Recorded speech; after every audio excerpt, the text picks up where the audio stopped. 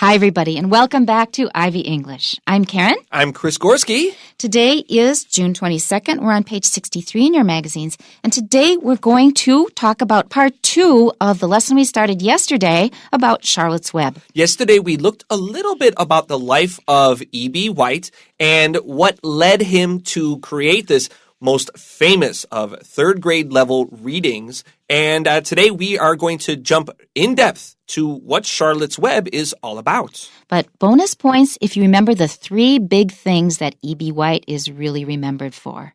The first one was children's books. The second one was writing a lot of articles for the very famous and very prestigious magazine, The New Yorker.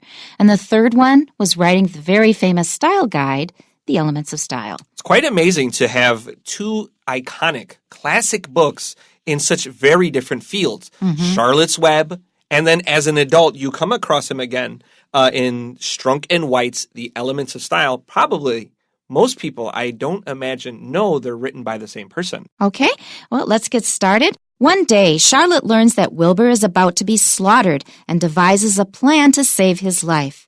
Charlotte weaves the words, "some pig," into her web. When the farmer notices this, he thinks it was Wilbur who wrote it. Soon after, the barn becomes a tourist attraction as people travel for miles to see the miraculous pig who can write. After many more word-filled webs, the farmer enters Wilbur into a competition for amazing animals at the county fair. By this time, Charlotte is old and knows she's dying. Still, she wants to help Wilbur and uses her last bit of energy to weave the word humble into her web. Wilbur doesn't win first place, but the judges award him a special prize. This ensures that Wilbur won't be slaughtered come winter, as he can still earn money for the farm as an attraction. Charlotte tells Wilbur she won't return home, but asks Wilbur to bring a woven sack containing 500 of her eggs back to the barn. In the springtime, they start to hatch. 3 of these baby spiders stay with Wilbur, and he raises them like a father. Perhaps the most important theme of this emotional novel is death. Whereas this is often a difficult subject to discuss with children, White does it masterfully. Children are gradually introduced to the concept of mortality when they first hear that Charlotte preys on other insects to survive. Then, death is narrowly averted when Wilbur escapes being slaughtered twice. In the end, children learn that the end of life is inevitable as Charlotte succumbs to old age. However, the birth of her baby spiders signifies that joy returns and that the circle of life goes on. Back to the beginning. So last lesson and in our final paragraph, we talked about the beginning, the opening of Charlotte's Web, and of course that famous first line, "Where's Papa going with that axe?" And we know that the farmer is going to kill Wilbur because he's the runt of the litter, the smallest pig in his family, and Charlotte the spider has a plan to save him. Okay, and how does she save him? Well, she starts to weave a web and writes amazingly, miraculously, English words into the web. Strangely, the farmer thinks it's Wilbur. Now, how a pig would write something in a spider web, we don't really know. Or how the spider knows English, but all of this is neither here nor there. It's a kid's book. It's okay. We're not here to judge. That's right. But the real theme is one that we started talking about yesterday, is introducing children to the idea of mortality or death. Kids know about death usually around the ages of 5 or 6, and they'll start to ask these questions. You know, especially if a grandparent dies or if a pet dies, those questions are front and center. And it's hard for mom and dad to know what's the correct way to discuss this. And there's lots of ideas. Do you be honest with kids? Do you kind of tell a white lie until they're older? And I think Charlotte's Web is a really graceful way of introducing this very difficult of topics. I agree. I guess when it hits home, when you feel it firsthand, for example, if a pet dies, then you really mourn. But as for old people dying, because my father often took me to funerals, I got used to the idea of somebody being dead, after they're old, and then being laid out and everybody looks at them. That didn't really scare me that much. You know, my mom told me our old kitty we had when I was a boy ran away, and then a street kitty I had befriended, she disappeared. And to me, like I vaguely understood what was happening, but I couldn't put my finger on it. And I remember as a kid. And today as an adult, like I think of my cats. And I'm getting choked up thinking about this. When my kitty died a few years ago, I couldn't go to school. I couldn't teach. Yeah. And thinking about them today, like I hold them in my heart because I didn't get to say goodbye to them as a child. Oh, I'm going to cry. We can't talk about this anymore. Yeah. So the point is that it's better for parents to be honest with I think kids. so. Charlotte's Web is a great way to go with this. Okay, let's go back to our first sentence. One day, Charlotte learns that Wilbur is about to be slaughtered and devises a plan to save his life. Slaughtered may be a new word for you. It usually means killing an animal for meat. Now, slaughter actually in German originally just meant to kill. And so the word is schlachten in German now. Now we use the word kill, but in the past, it was the word slaughter.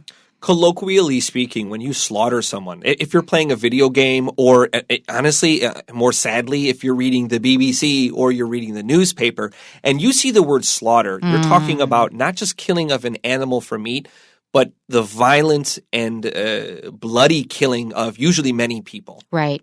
Usually it's a lot of people, so slaughter. But now it's usually mostly used in butchering. Right. All right, to devise a plan means to come up with a plan, to think up a plan. Our next sentence, Charlotte weaves the words some pig into her web. Charlotte uses the word some here, but really what she means is special. This is a little bit of a slang. It's a little old-fashioned. People probably don't say it so much today, but people still definitely understand it. So we also could say she weaved special pig, but that seems a bit strange. Now, weaving is a little different than knitting. When we weave, we're putting strings together on an up and under pattern at 90 degrees. When we knit, we're creating little loops and connecting them. So weaving and knitting are not 100% the same. Spiders weave, they do not knit. And the past tense of weave used to be wove, but a lot of people now say weaved. Do they really? Yes. I've not heard this one. I believe you, though, because that people love to push them into regular verbs, don't they? And you just said it yourself. Did I really? That's how I thought of it. Oh, my gosh. Did I really say? We're not aware of what we do. Because people often use it when it's metaphorical to weave in and out of traffic. Right. He weaved in and out of traffic. It's getting pretty common. Weave, wove, woven is how I would teach it. And here I am saying weaved. Oh, my goodness. Which means that it's becoming pretty common. I guess so, yeah. It's sinking into our language. Okay. Next sentence. When the farmer notices this, he thinks it was Wilbur who wrote it. Okay, let's continue because we already talked about that. Soon after, the barn becomes a tourist attraction as people travel for miles to see the miraculous pig who can write. I love this word miraculous. It's like the miracle pig who can write in spider webs way above the barn. I love the wording here. Now, the opposite of a tourist attraction is a tourist trap. If it's fun, it's a tourist attraction. If you go there and you regret your time and money, it becomes a tourist trap. So when you're traveling, you should be careful of tourist traps. That means sometimes your tour group leader will take you to a place where they just want you to spend money, and it's not very sophisticated, not very high level. You don't necessarily learn a lot from it. It's not historical, and it's very expensive. That's a tourist trap. Yeah. Okay, let's continue. Our next paragraph begins with, after many more word-filled webs, we have a hyphen here. The farmer enters Wilbur into a competition for amazing animals at the county fair. Now, why do you have to be able to write to be an amazing animal? Animals are amazing just as they are. You know, we don't have time for it today, but there are a lot of stories about animals that can do human things. And a quick Google search will turn up a million very interesting, quite funny stories about horses that can do math and all these bizarro things. That was Clever Hans. Oh, really? Clever Hans, the one that could do calculations. Do you know how they get him to do the calculations? I do know. To share it. You know how? Yeah. Okay, why don't you tell? They gave him a shock. It's a horrible thing. They would shock the horse, and based on the pattern of the shocks he got, he would clump his heels to do simple arithmetic. Okay, didn't know about the shock, but I do know that the owner of the horse was giving the horse signals. Yeah, that was the signal. It was like an electrified shock to his hooves, and he'd get shocked knowing if he got 2 small shocks to clump his hooves 2 times. So it's pretty horrible. That's right. I regret knowing this fact. Yes, it's sad. Okay, so I think that animals are miraculous just the way they are. County Fair. So we know we're talking about America here. Remember, E.B. White wrote this in the 1940s, early in the 50s. America's moving away from its farming past. So this was a time when farmers brought their biggest and best farm animals or crops to show off. And this is also a famous place to find deep-fried, unhealthy food. I like deep-fried pickles, deep-fried ice cream. Deep-fried Oreos, like Twinkies. Oh, my gosh. Do you guys have state fairs in New York? Yes, we do have state fairs, but I confess I've never been to it because it's far away. The Erie County Fair, where I'm from, near Niagara Falls in Buffalo, is very large. Oh. And it's like the end of summer party. Okay. So I used to go to the state fair every year because it was not far from where I lived. They're fun, right? They're fun. That's right. But be careful what you eat. Okay, let's continue. By this time, Charlotte is old and knows she's dying. Still, she wants to help Wilbur and uses her last bit of energy to weave the word humble into her web. Okay, so that's 2 sentences, but the first one is pretty short and easy. So by this time, people have already seen lots of webs with lots of words, and Wilbur has been entered into a competition. So a lot of years have gone by, or a lot of time has gone by, and Charlotte is now old, and she knows herself that she is dying, but she and Wilbur are such good friends. She doesn't have much energy left, but she uses that little tiny bit of energy left to help Wilbur. So she weaves another word into a web, and that word is humble. And can you explain why she picked this word? You know, thinking back to yesterday, we talked about E.B. White's revision of Strunk and White. And he said, make every word tell, meaning make every word important. And I think that in this final web, when she uses this simple word of humble, it's rather emotional, right? Because here he's doing this miraculous thing with amazing animals, and none of this feels humble. And so in a way, he flips the script, so to speak, to kind of emphasize of remembering to be a simple and a kind and generous person. And don't let it go to your head. Absolutely. Because Wilbur has now become very famous and has been to all these fairs and entered in competitions and things. He may think he's hot stuff. I think this word really does tell as what E.B. White's goal was. Like when you read this, humble, it's quite emotional. It is. And actually, it's kind of at the core of East Asian culture. Yeah, I think so. Let's continue. Wilbur doesn't win first place, but the judges award him a special prize. Okay, and that's pretty clear. First place is the top prize, but he still gets recognition. People still think he's quite special, and they give him recognition. This ensures or makes certain that Wilbur won't be slaughtered come winter, as he can still earn money for the farm as an attraction. So if he's won this prize that makes him famous, people still think he's a very special, miraculous pig. That helps him stay alive a little longer. Here's that idea of death again. So the first line is about an axe. Charlotte, the farmer, is going to kill Wilbur because he's the runt of the litter. Charlotte saves his life. The other pigs, his brothers and sisters, are sent to slaughter. Charlotte here knows she's dying, and she uses her energy to save his life so that he doesn't get slaughtered again in winter. It's just this continual return to the idea of you will live and you will die. Not if, but when. Exactly. And actually, I don't know about you, but I think about death every single day. Because unless you think about your death, you sometimes have the illusion that you're going to be here forever, that you're invincible, you're never going to die. But once you start remembering your death every single day, you will probably try harder to use your time better. I'm not going to lie to you. I'm still hoping that they're going to be able to upload my brain to a computer. That's interesting. When I was a kid, I grew up in a Christian family and went to a Christian school. I had this idea that Judgment Day would come before I died. I didn't think I was going to die. I thought Judgment Day would come first. Interesting. Yes. Yeah, you believe a lot of crazy things. I think we just really don't want to die. And we have this idea of, well, I'm going to get around it somehow. Yeah, we try to cheat it. I guess I start thinking about it more, but it's not quite with me just yet. Okay. Probably a couple more years. Charlotte tells Wilbur that she won't return home, but asks Wilbur to bring a woven sack, S-A-C, containing 500 of her eggs back to the barn. And I was going to mention something about that too, because the normal word for a bag is a sack, S-A-C-K.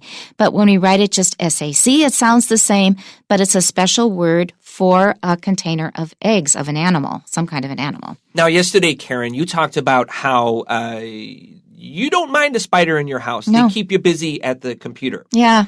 It's so interesting you say this because E.B. White felt the same way. Mm-hmm. So he loved animals big and small. And one day when he was working on his farm, he saw a spider making a sack of eggs. Oh. And he was so curious that he got a ladder and he watched the spider. But after that, he never saw this spider again. So when he was ready to go to New York and begin working at the New Yorker in the city, he took the sack of eggs with him. And he put it in a candy box and punched some holes in it. And he left it on top of his dresser. And in a few weeks, the eggs hatched and the baby spiders climbed out of the box. Good heavens. And they started to make these lines of webs from his comb to his brush and up his mirror and over to his nail clippers. And White said that, just like you said, they lived together happily for a couple of weeks. But the person that cleaned his house started to complain. Oh, no. So he cleaned them up, cleaned up the webs, and but he didn't hunt down the spiders. I think it shows the kind heart that both you and White can have to such creatures that people traditionally find unlovable. I have occasionally seen a spider with an egg sac, but usually it's a spider that jumps. So I've got my laptop on the desk, and the spider seems to like to hang around. So it'll come up and maybe come up to the keys, jump, jump, jump, jump down, make a little circle, and come back. And so that's why I find it rather nice companionship. They're not there to bother you. Yeah. We're having fun. People are too afraid of them. Yeah. Yeah, and that's why I don't understand. But this is kind of jumping around. You get the feeling that he senses my presence, and we're just kind of having some kind of communication. Maybe trying to help you type. He's not strong enough for that. Oh, okay, so this is not a new Charlotte's Web coming here? No, it's a very small spider, but I enjoy that jumping around. Okay, next sentence. In the springtime, they start to hatch. Okay, that's pretty easy. So they had to sit around for a while, and they had to grow and get ready to hatch. Yeah? Watch out, springtime is one word here. Okay. 3 of these babies stay with Wilbur, and he raises them like a father. And that's very sweet. Okay, I think that's pretty clear. Let's move on to the last paragraph. Perhaps the most important theme of this emotional novel is death. Yeah, absolutely. It's really clear all throughout this book that, this is a hard topic, even for someone who spends, he spent like a year and a half writing this novel. He wrote it and then didn't touch it for a year and then came back and still felt it was difficult. Oh. Now, you can actually listen to E.B. White making an audiobook all the way back in 1970. So he wrote it. It was in the 1948, 1949, and he recorded it in 1970. So the book was like 20 years old at this point. Wow. And even though this book was rather old at this point, Charlotte's death was still very difficult for White to read. In fact, it took him 17 takes to get through Charlotte's death without him crying or his voice cracking. You can hear him read this book, but you better have some tissues handy because you are going to cry listening to him. I wonder where you can get this. You can find it online. You got to dig for it because there's modern recordings and they want you to buy that version.